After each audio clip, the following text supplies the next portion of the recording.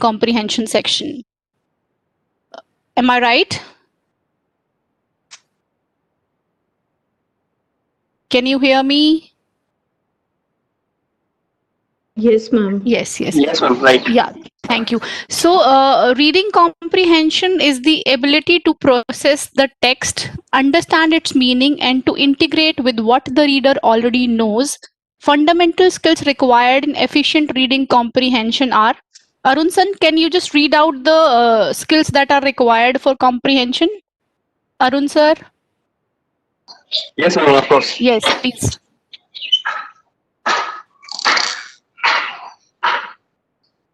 Reading comprehension is the ability to process text, understand its meaning, and to integrate with what the reader already knows. Fundamental skills required in efficient reading comprehension are ability to understand meaning of a word from context, ability to follow organization of passage and to identify antecedent, and to identify the main thought of a The comprehension level.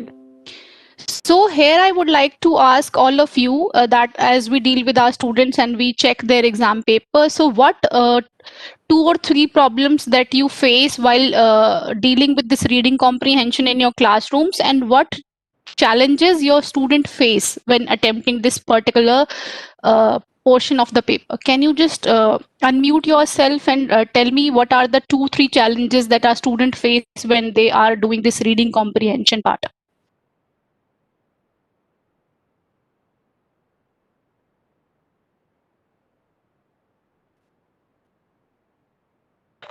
Ma'am, at times and they face problem in their vocabulary. Yes, thank you, Chandrika ma'am. When you say they found the paragraph lengthy, you're talking about, I guess, class 9th and 10th, because there they get lengthy passages like 300 to 350 words. Am I right? Yes, ma'am. Okay. Okay. And what about 6th to 8th standard? There they get some short passages. Are they able to comprehend whatever there in the text? Ma'am, whenever the answer is in front of them and they find it easily, they answer that. But when they need to find the answer from themselves, or either they have to find it from the context, they find it difficult to answer. Yes. Okay. What I gain from your is the idea is that you wanted to say that if the student read a particular passage and he or she is able to find the answers within 1 or 2 lines, then he finds it easy. And if he have to infer the meaning and some indirect question is asked, then our student struggle, right? Yes, ma'am. Okay.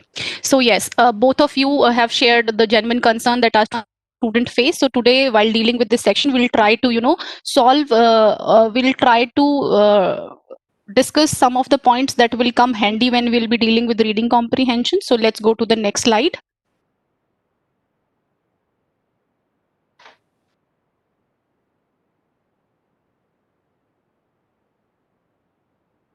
Okay. So comprehension skills that can be taught and applied to all reading situations. So now we'll be taking up these comprehension skills one by one, and we'll be discussing how these skills will help our student to comprehend properly and to gain mastery over reading comprehension. So the very first skill that you see on the screen is summarizing. Summarizing teaches student how to look for the most important ideas in a text, ignore irrelevant information, and to integrate the central idea in a meaningful way. This is one skill that is very much required when a child is attempting a reading section, because often, as ma'am already stated, that when the child finds that it's a very lengthy passage, he or she, just loses the track. They are not able to identify the main points. So whenever we are dealing with this reading section, whenever we are dealing with our text, we need to train our students to look for specific meaning. For example, if I say that as earlier we discussed that we can use newspapers or wrappers. So for example, take a wrapper of any biscuit or something, so we can ask the child to look for specific things on that wrapper. For example, we can ask the child to look for preservatives. Now, preservative is something that is written, in a very small caption somewhere. So in the whole wrapping, where there are certain information about ingredients, the expiry date, the product, and everything, so the child will try to look for a particular thing. So summarizing, when it comes to summarizing, we need to train our student in a way that they are able to negate all the relevant information, and they are able to, just focus on the main point. The way we do in scanning, just when we are scanning for a particular thing. Next skill that is important is sequencing. This is one practice that most of us we do when we do a chapter or a story. At the end of the story, we ask our student, we give them some lines of the story, and we ask them to rearrange them in a proper sequence. And why do we do that? Because this is an important skill when it comes to comprehension. If the child is able to sequence the components of a story in a proper manner, the beginning, the middle, and the end, it means he is putting in his ability to read, to comprehend. That's only giving him the ability to select which sentence will come at the beginning, which will come at the end, which is the middle. So he can make a mental image of the whole story and can arrange the lines properly. So sequencing is another very important skills that helps in comprehension. Can any one of you read the next line, inferences? I would like to request any one of you to read this, inferences.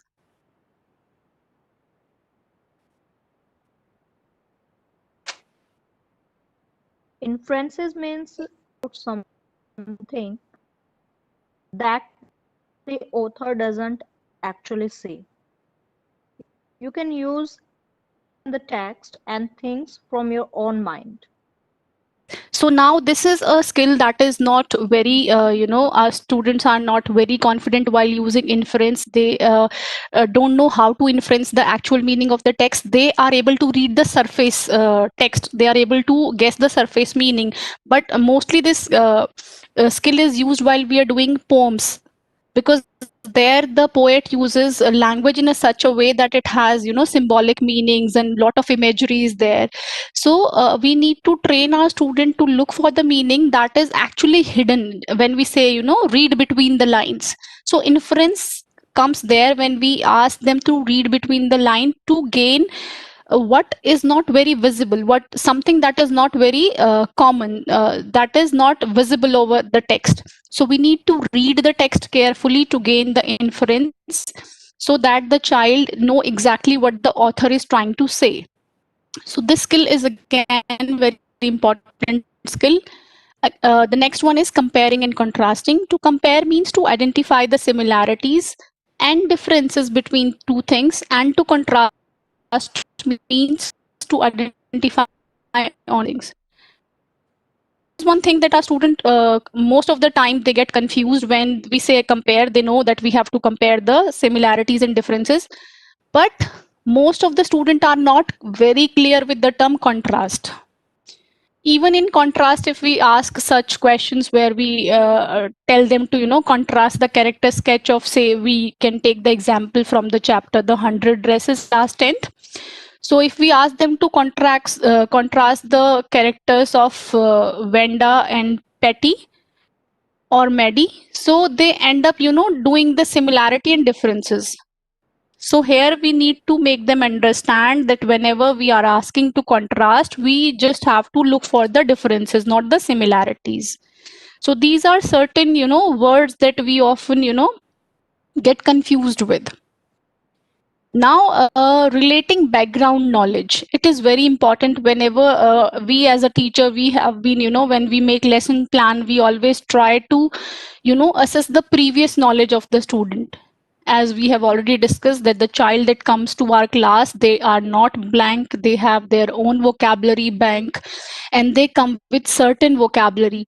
So we need to tap on that vocabulary bank. We need to capitalize that knowledge that the child is already having, and we can, Ask them to make connections to the text they are reading. Try to make sense out of what they read by seeing how it fits with what they already know. Their comprehension increases. So, whenever, even we always say that we have to start from known to unknown, because when a child starts from something that he knows, he gains a kind of confidence. He or she knows that, yes, this is something that I know, and this is something that I need to learn more. So whenever we uh, train the child in such a way that he is able to relate his background knowledge, so he or she will be more motivated to comprehend, to read the text properly, to build on to the vocabulary that he's already having. Now distinguish between facts and opinion. This is one skill that is very much required nowadays, because we get lots of information from everywhere. The child is using online platforms like YouTube, Google, where he gets thousands and thousands of information about any topic he or she searches. So the child should have this critical thinking skill, where he can understand what is a fact and what is opinion, where he can exercise his reasoning skill. The main difference between facts and opinion is that facts can be verified or checked, whereas opinions are something that cannot be checked. They are biased mostly. So here I'll do a quick exercise. I'll give you two sentences. You have to tell me which one is a fact and which one is opinion. So the first sentence is, it is better to live in Singapore than in Japan.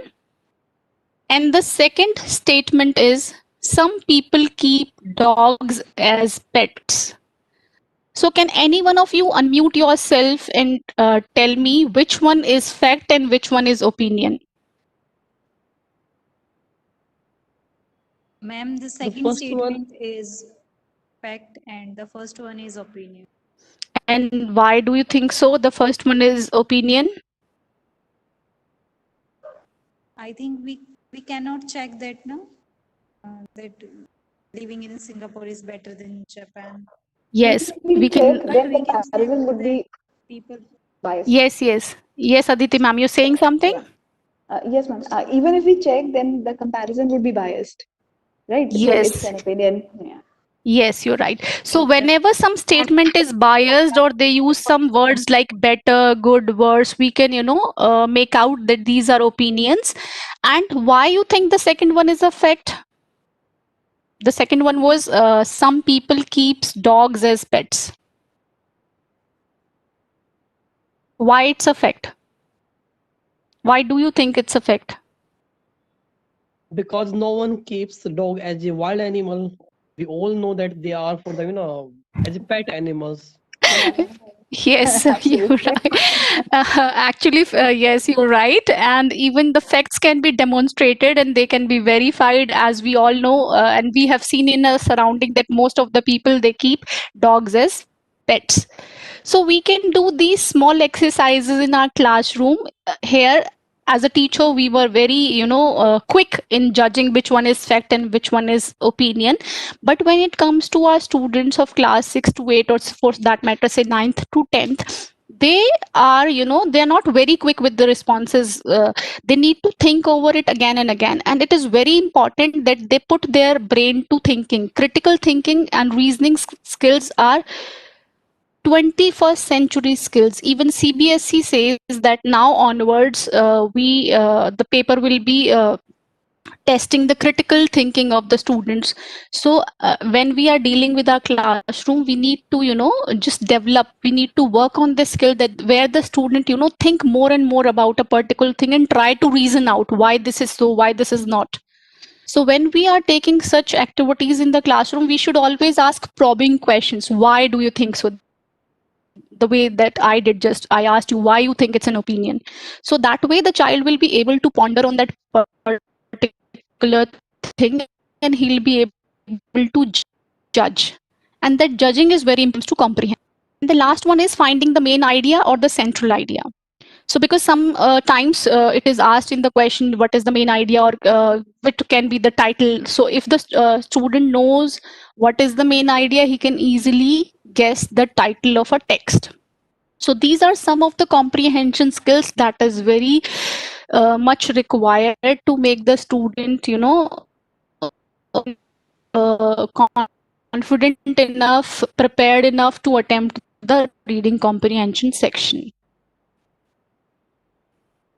So we'll be moving on to the next one. So can you see my screen? Yes, ma'am. Okay. Are you aware of this KWL chart? Can you write your responses in the chat box? How many of you are aware of this KWL chart?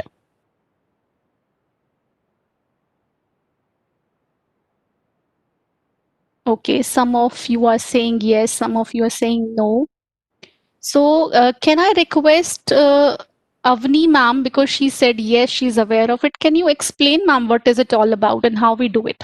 How we use it? Avni Yes, ma'am? ma'am, sure. Yes, thank you. Yes, yeah. Actually, KWL is basically whenever we take up any topic for discussion or something, so we can just ask students to share what they already know about it, or they can note it down somewhere so that they're aware that this is what I know about it. Means we can elicit something from them, and then they can just express what they want to know, which they're not aware of. Okay.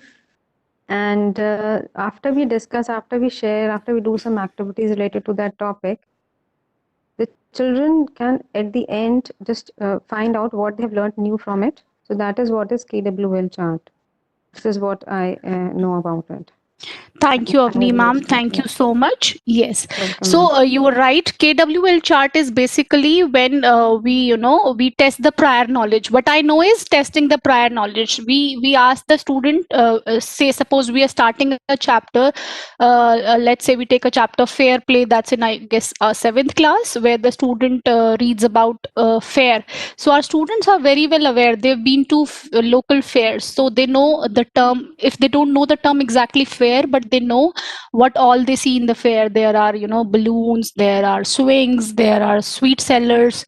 So this is what they already know. Now what I want to know is some new words the child will be not very aware of, like snake charmer. He know the Hindi version, but he may not be knowing what is a snake charmer in English. So what I want to know will be there.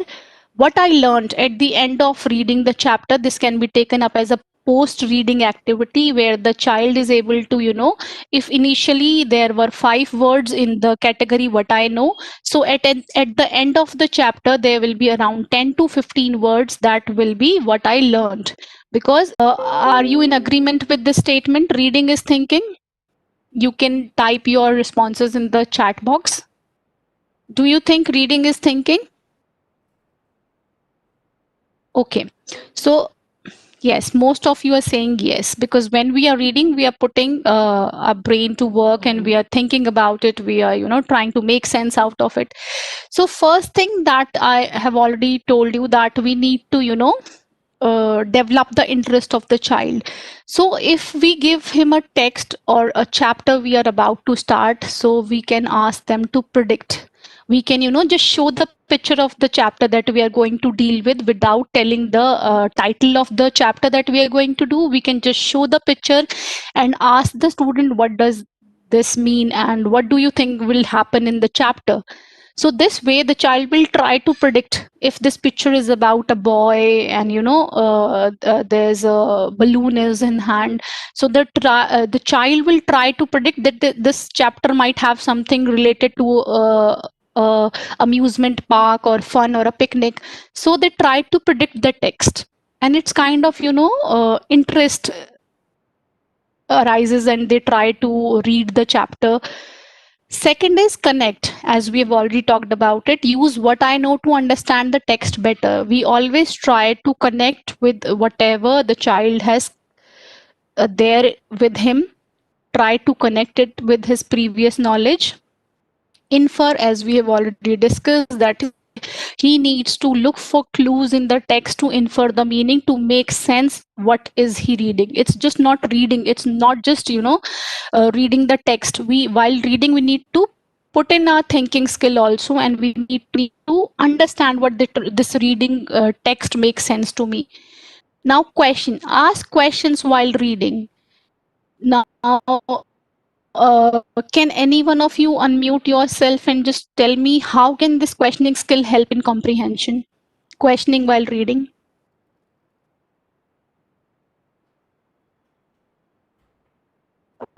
Definitely, questioning helps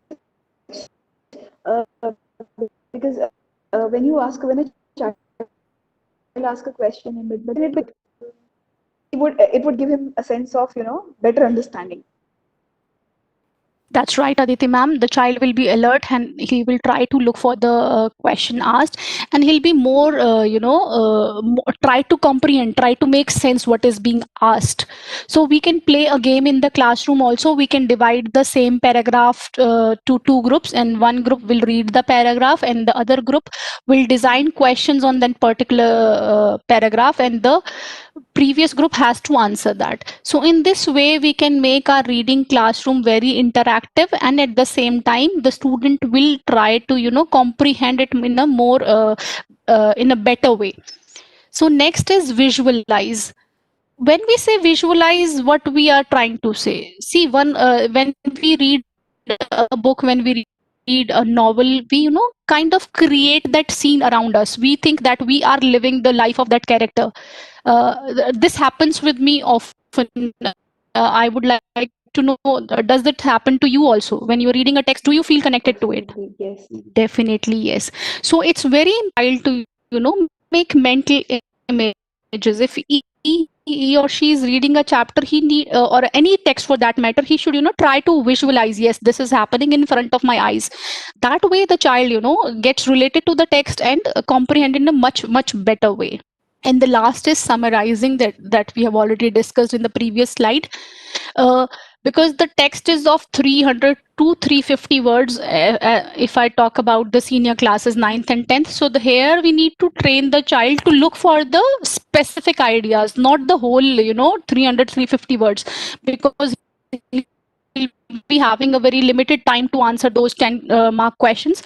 So he need to be very quick, where he can understand what is the main idea behind it.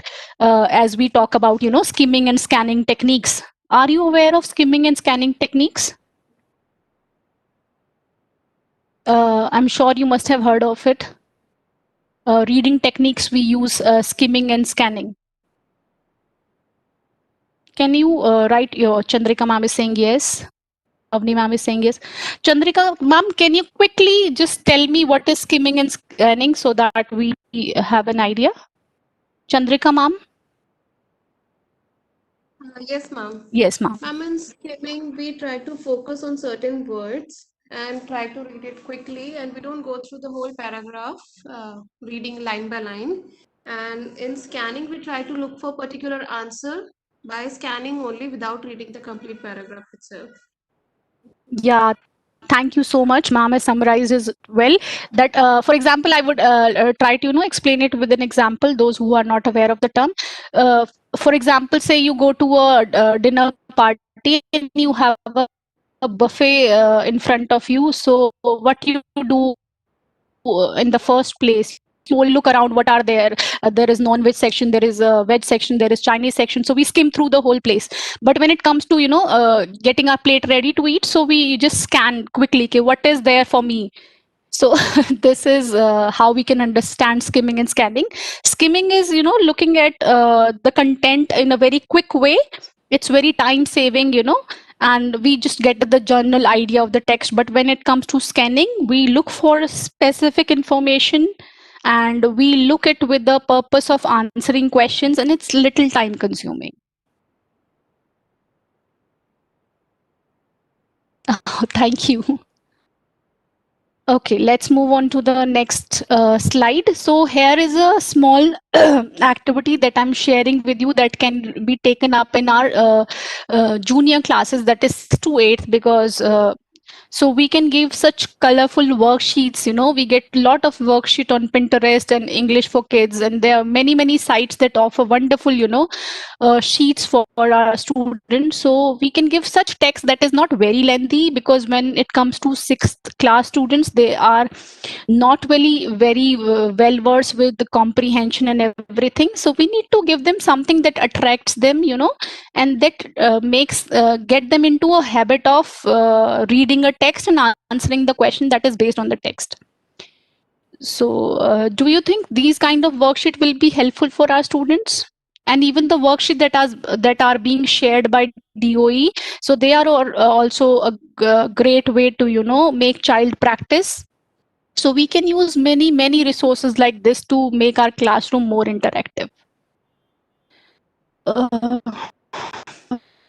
And the next one is animal clues. As I said, that we need to make it more interesting, so we can use these picture cards where we can cut the image of a particular animal, and on the other slip of the paper we write for, say, I have 8 legs and I can spin a web. Who am I? So such kind of activities, they kind of the student enjoy them, and they kind to relate it to their knowledge. They know that web, they may not be aware of the word web, but when they see the picture, they try to make sense without even comprehending the text. So this interrelating of ideas happen there, and they try to make sense out of it. Excuse. So let's move on to, I hope these kind of, you will find numerous activities on the net, so you can use it for that purpose. Let's move on to the next slide. Okay, we've talked about reading comprehension. Now I would like you to tell the reading section changes in the syllabus. As we all know, during the pandemic, that CBSE has reduced the syllabus of 9th and 10th 20 to 30. They made changes in the examination pattern also. So as we are dealing with the reading section, so I will talk about the changes that you will find in this reading section. So earlier in 2019-20, there were 2 passages. The weightage of the reading section was same. It was earlier 20 marks. Now also it's 20 marks. The major change that we'll be seeing is earlier the first question that came in our exam section, in reading section, was a 8 marks question. Now it's going to be a 10 marker questions. And earlier it was a factual passage where the student had MCQ in the first question. Here it will be a discursive passage, and they'll be having MCQs only. And the good thing is that they will be getting a choice. There will be 12 questions and they just have to answer any 10. But at the same time, these questions will be not very simple. As you can see that this passage will check their inference skill, evaluation, and vocabulary. So there will be questions on vocabulary, but here I would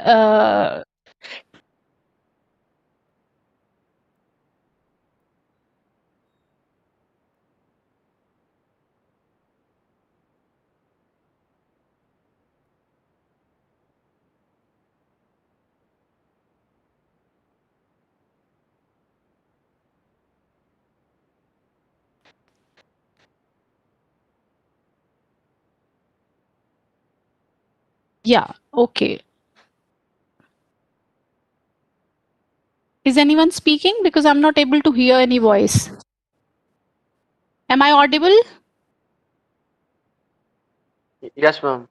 Okay, so not correspondent to means that they are not synonym to. So they might change some of the vocabulary for. So as a teacher, it becomes very important for us to deal with all the vocabulary questions in our classrooms, as we did in our vocabulary section also. So the second question earlier was a question where they had some subjective questions also. 2 markers for subjective questions where they need to answer in 20 to 30 words.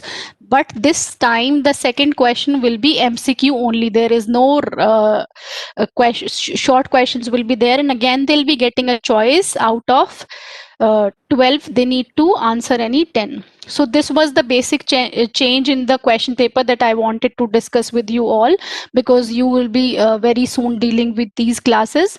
So there are lots of changes in other sections too, but as we were dealing with the reading section, so we took the just reading part. So this is the major change. Now for your reference, I have, this is the sample, this passage I took from the sample paper that has been shared by the CBSE. So it's a discursive passage about the author's choices. So these kind of passages our student will be getting in the exam, and the kind of questions will be asked. I have a sample for that also. So we'll just quickly go through because time is about to get over. So on the basis of understanding of the passage, now answer any 10. So like this, they'll be getting the choice, and the questions will be like this. The reason why living on the edge has become popular.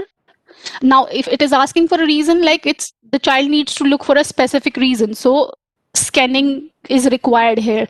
While the child is reading the text, he needs to scan for the required information. Which of the following will be the most appropriate title for the passage? As I already said, that if the child knows the main point, he'll be able to, guess the passage easily.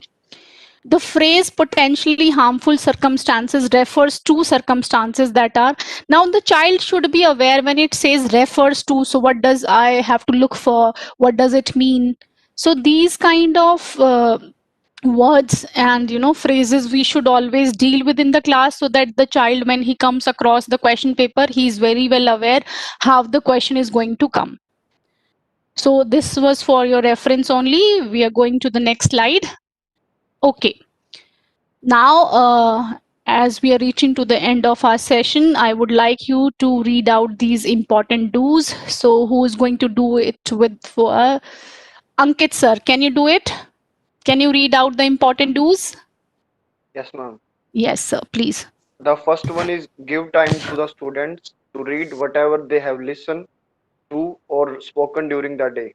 The second is a lot of repetition is required, not only in listening and speaking, but also in reading. Thank you, Ankit sir. Thank you, Ankit sir. We would like to discuss it a little bit. See, it may sound very cliche, but again and again, repetition is required.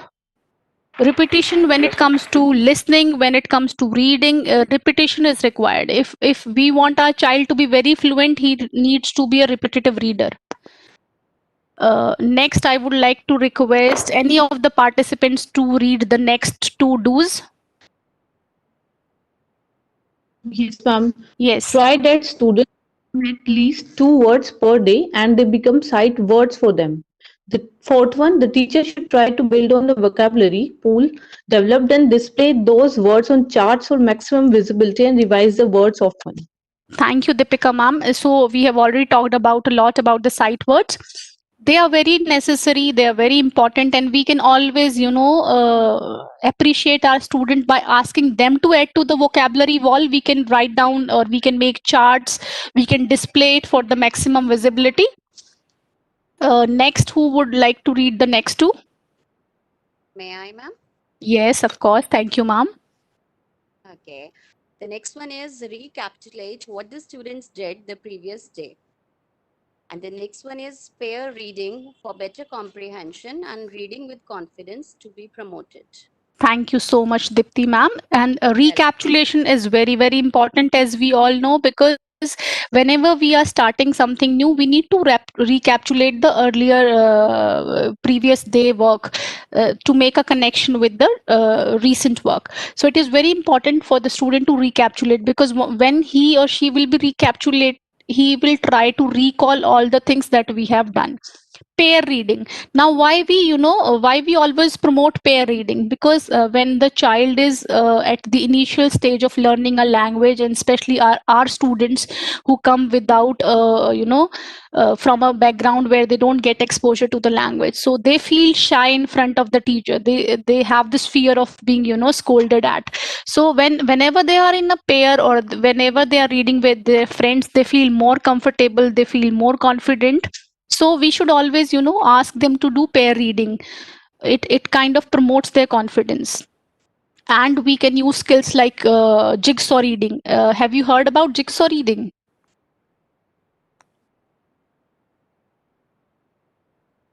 Uh, uh, is anyone Ma'am, aware is of it? jigsaw reading? Yes, yes, ma'am. I think it's like if there are 4 stanzas in a poem, then I'm not very sure of. No, Then no, you can. no, one of the child would be reading the one, and in the second row, the second stanza would be read, and then again the third kind of. I'm not sure of actually. No, no, you are doing it perfectly right. You are saying it in a correct manner. This is what it is. So basically what we do when we do jigsaw training, jigsaw reading, we kind of divide the task to the student, and they need to, master a particular section of the text. And once they comprehend it properly, they go back to their home group and they discuss it over. Like the ma'am has said that if we are making 4 groups, so we'll ask the students to, get scattered in the 4 groups. They are doing it. Then all the students whom we numbered, all the ones come together after, reading their particular passage, and they gain mastery over it and they discuss it. So this way, each child, by the end of the activity, every child is able to comprehend all the 4 passages. So you can see, you can explore this technique. There are various YouTube videos that talks about jigsaw reading. You can Google it and you can use it in your classrooms. Due to the paucity of time, I'm not able to take it up in detail. And there are, again, we can do model reading always, because in the starting the child needs scaffolding. He is new to reading, so we can always do model reading as a teacher, so that the child knows the correct pronunciation. He knows how to punctuate the fluency. When I say punctuate the fluency, he should know where should I stop, what this full stop means to me when I reading. Because when we are writing, we are very aware of punctuation marks. We know now this is a question, we need to put a question mark. But while reading or while speaking, we kind of not very conscious to use punctuation marks. So that way model reading helps the student to gain confidence and to gain mastery over the particular words that they are using. So this is all from my side. If you have any question or any sharing, so we can do that quickly, or you can write in the chat box your takeaways from the section. I would like to know what you're going to take into your classrooms from this section. Can you quickly write your takeaways in the chat box, or I would request one of you to just unmute yourself and just discuss what you learned in this session and what you will be able to take into your classroom. Sunita ma'am, we have another 5 minutes left, max. Okay, so we have 5 minutes, so we can discuss that quickly. Our takeaways from the section, reading section. Skimming and scanning techniques for sure. Okay, Anu ma'am, can you just unmute yourself and tell me what all you... Yeah, my takeaways is yes, Anu.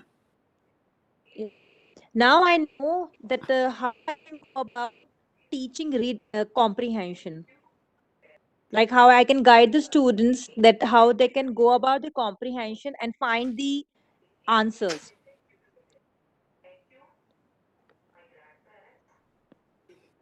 Okay, thank you so much. I can see a lot of responses in the chat box also. So thank you everyone for participating so actively in the session. And I really hope that whatever you have learned today, you will be able to use that in your classroom. And at the end, I just would like to say that this is whatever we have discussed, it's all suggestive in nature. There is no compulsion. You can always, make changes into it. You can amend it according to the level of your students and the requirement of your class. So I would like to end the session with this quote: read everything you can get your hands on. Read until words become your friends. Then when you need to find one, they will jump into your mind and you can select whichever you like, just like a captain choosing a stickball team.